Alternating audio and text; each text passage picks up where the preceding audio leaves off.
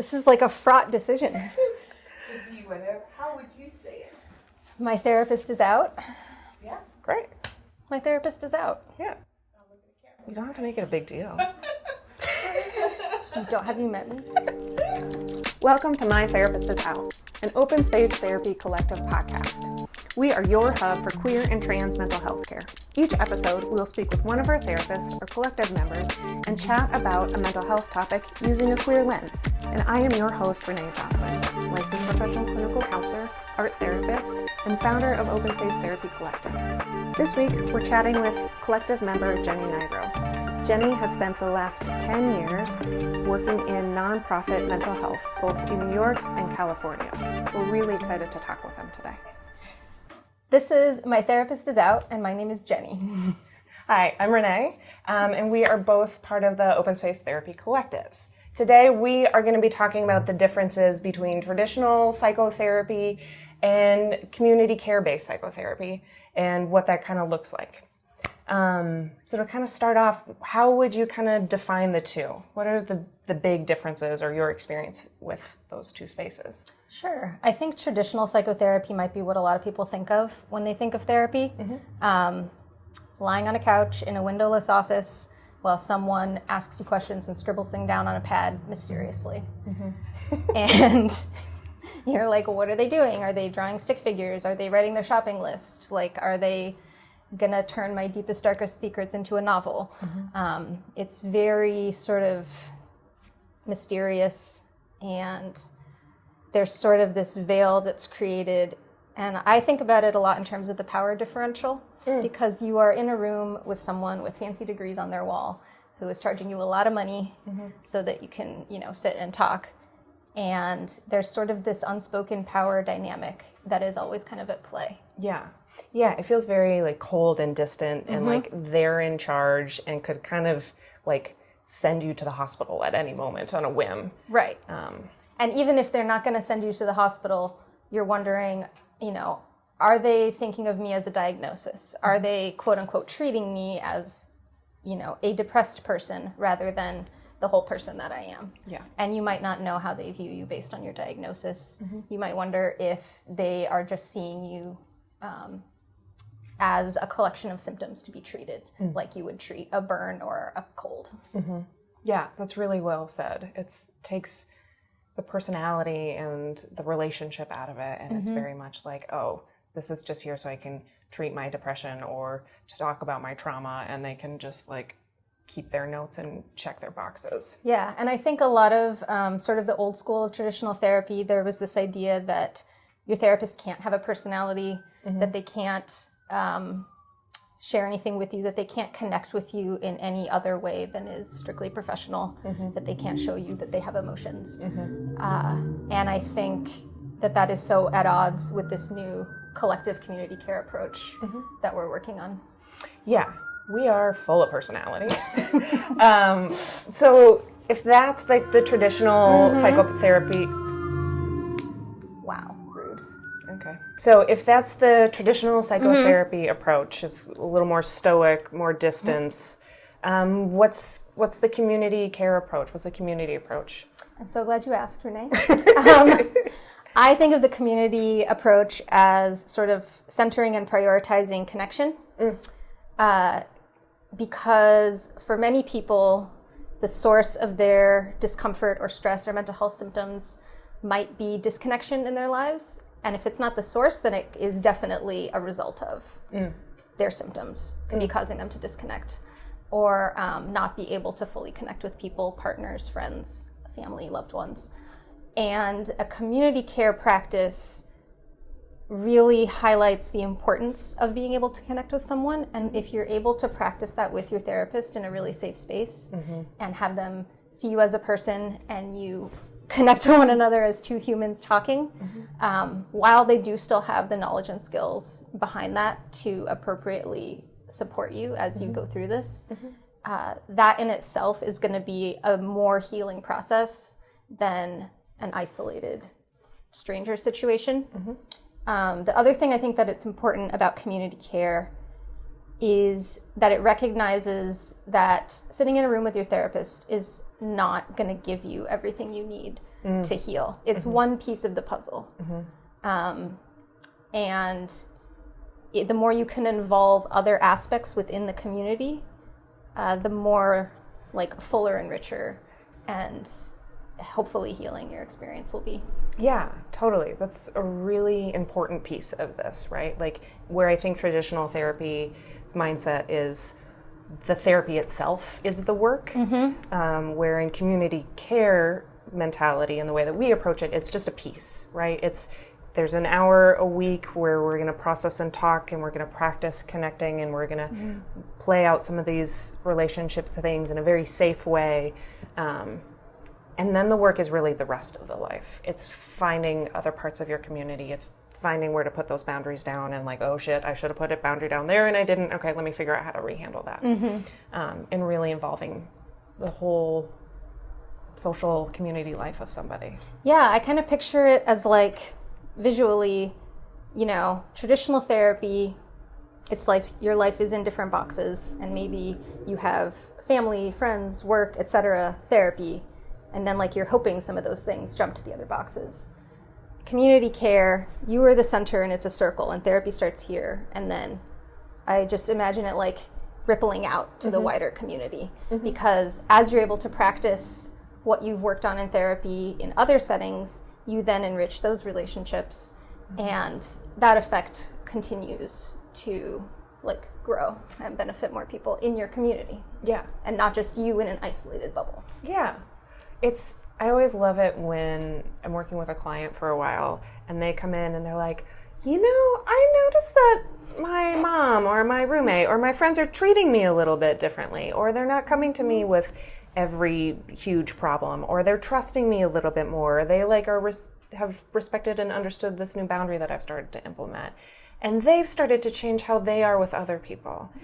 It's not just you and the therapist and that's it. It like really changes a community. Yeah, and I think it's a great approach for people who recognize that what they do and how they act doesn't happen in isolation. And people who recognize that the way they feel or behave or the symptoms they're experiencing are a result of many different pieces, and that when you engage in community care, you are also, sort of opening up the door for the other people in your life to reap the benefits of you growing as a person through therapy. And I think that's really cool. It is cool. Right? It is. Yeah, it's so awesome. What are some ways that you've, since you've been in mental health for over a decade, what are some ways that you've seen the community care approach work? Oh gosh, that's a great question. I think a really great example can be, to sort of scale it down to the queer community specifically. I have found it to be very effective because if you are if you're working with a queer therapist in a queer community, you're already dissolving some of that boundary that you might automatically feel with a cis-het therapist. And you're already sort of demystifying because you can kind of already relate to that person on some level. And it makes you feel a little bit more powerful and in control because you know that you are coming from the same place. And I think that working with a queer therapist as a queer person is like the first step to engaging in community care. I think doing groups with other queer people led by a queer therapist, I think can also facilitate those connections with other people. And to me, the biggest sort of like shining example of community care is when two people who have, for example, struggled with their gender identity are able to connect and, God, what am I trying to say? Like when they're able to then become that support for each other in a very healthy way. Because they have both sort of acquired the tools that are applicable to them as queer people. And it sort of becomes that bridge where you are a community. You're not just an individual with a therapist. Yeah.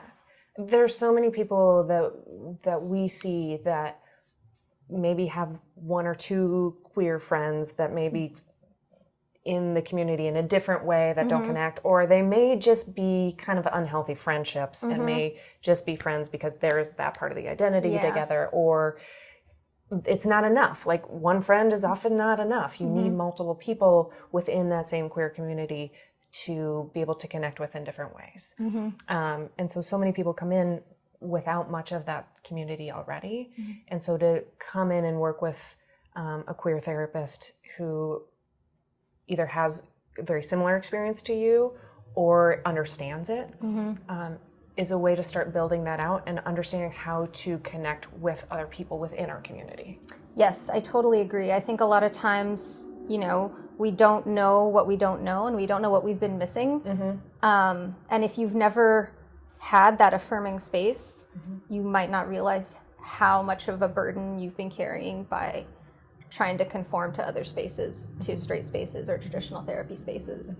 And, for me, when I finally felt comfortable in a queer community, it was like I could finally breathe. But I had no idea that I wasn't fully breathing before, because I just didn't know what it felt like to fully breathe. Yeah. And I think that, being able to, and also when you go through that transition and these new doors open, that brings up a lot of feelings, and it can be really scary.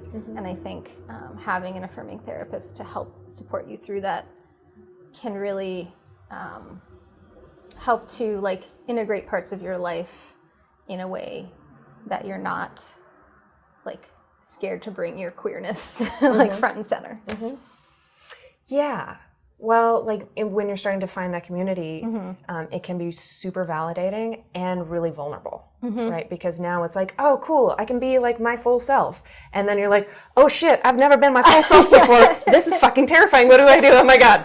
And so continuing that conversation in the therapy room and finding ways to do it safely there and practice it then with the community that you're building, it's awesome. It's a very special space. It is. And I think that as a queer person, it's one of the most important things you can do for your community is to get that support for yourself so that then you can support other queers, because no one else is going to. We have to take care of each other. And therapy is a way that you can start that process of taking care of each other by taking care of yourself. I love this. And of course I love this. A lot of what we'll hear are people feeling really selfish, right? My friend is struggling, I should be helping my friend. I shouldn't be in here focusing on myself. Yeah. How does anybody start to kind of challenge those thought processes in thinking no, taking care of myself and being in therapy is actually also helping my friend? It's really difficult because we're so conditioned to think from an individualist mindset. And we're also so conditioned to think that it's all or nothing, A lot of what we're doing, or a lot of what I try to do in therapy with people, is to slowly sort of become accustomed to questioning those binary options. Because we know as queer people that the binary is bullshit. It's not real. It doesn't work. It's made up. And yet a lot of times we still approach things from a binary perspective. Either I have to give up myself to support this person, or I have to cut them off. And it's not it doesn't have to, that's a false choice. Yeah. It's not real. So how can we sort of change it from an either or to a more squiggly, amorphous field of options and, ways of approaching things. Yeah. Because that's way more real, right? Even in an hour, it's going to ebb and flow of how much that you're focusing on yourself versus someone else versus the bigger community, and how to approach that and be a person in the world. Or to fully focus on somebody for a minute and then go back to something else. And so to think of it as just I'm helping me or I'm helping somebody else you're right, is not real. Yeah. And challenging that can be a real mindfuck. It can. And that's a huge part of what I focus on in therapy.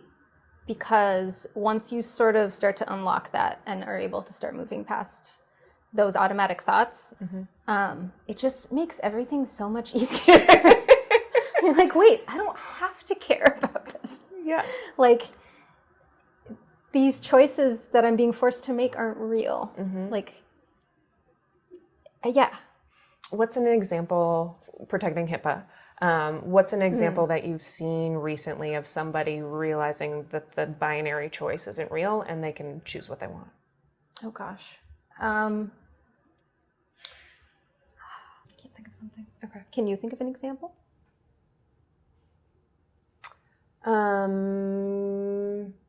Yes. I have a client right now who is amazing. She's been doing really powerful work with a pretty toxic family.